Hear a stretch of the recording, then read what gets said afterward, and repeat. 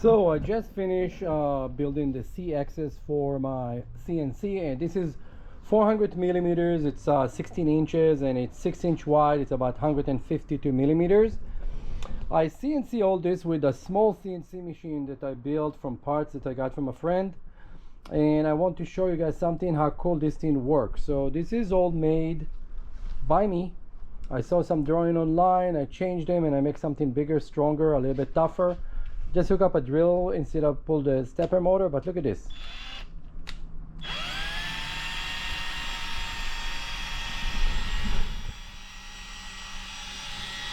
Working super slick, super smooth.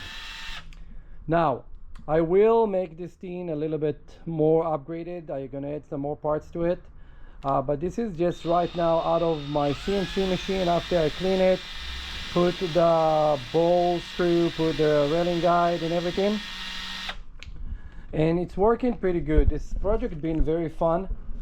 So first I thought about buying this online, like to get a pre-made parts, and when you look online, what you get is garbage. I'm gonna try to put some link over there to show.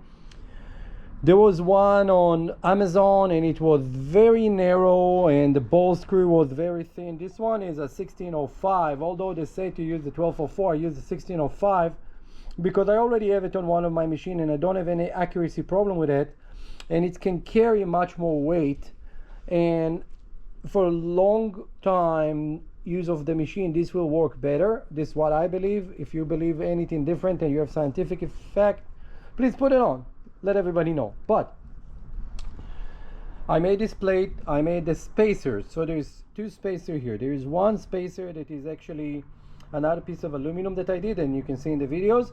And then I did a very thin 1.9 millimeter 3D printed part and put between the two.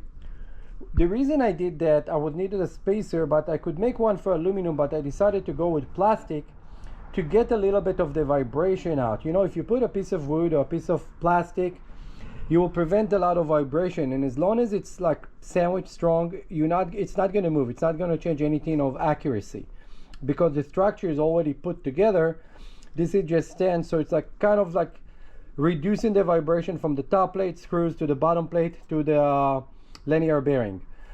This has been very cool project to do, and when I look at the prices, it was $390 on AliExpress for garbage that you're never going to get. The Chinese will screw you and take the money. And then the one on Amazon was actually looked like a joke, was very narrow, very weak. Also about $400 or $500 because this is the longer range. This is a 400. So what I did is this, okay, and pay attention. I got to my local industrial metal supply.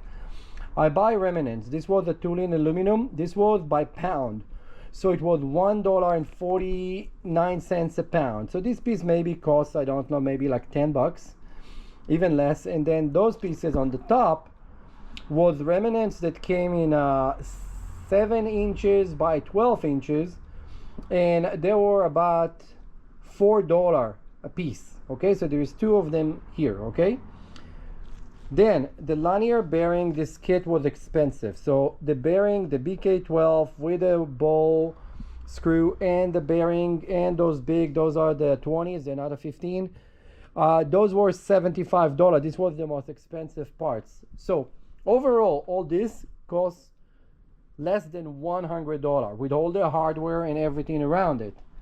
Now, you can do that with a drill and just mark and measure, and it will just take longer time and the accuracy not going to be exact, but for what we do for a hobby, this is good enough. And then when you go and you look at stuff that they're selling and you compare what you got, I have here 1 inch versus the ½ inch that they're selling online. This is a 1 inch and 1/8 right now thickness.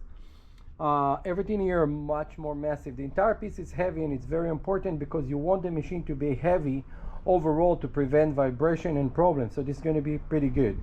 Now the smoothness of this is just unbelievable because right now I'm using it on number 1 on the drill. If you know, like on the drills there is resistance, so number 1, if you grab it and press it, it's going to click, like click click click click click, because the gear will not let it break anything. So now I put it on the lowest gear to see if there is any resistance, and this is another trick to learn. So while you're doing that, you see that there's no resistance, because when I pull it backward and forward, it just go. It will not resist or cause any type of problem. So I'm gonna put a couple of videos online, so please watch my channel so you can see how to do that. At the beginning I saw some video of some guy named Sebastian. He was showing his build. It was very nice, and I look at it and I say, okay, I'm gonna ask him a couple of questions. It was very nice. He answered. He told me like where to get certain design, and I got on the print and see, and then you have to go and create an account on a Discord, and there is some files, but there is so many files. There is like about, I think 6 or 7 files that show you how to do that, but different measurement.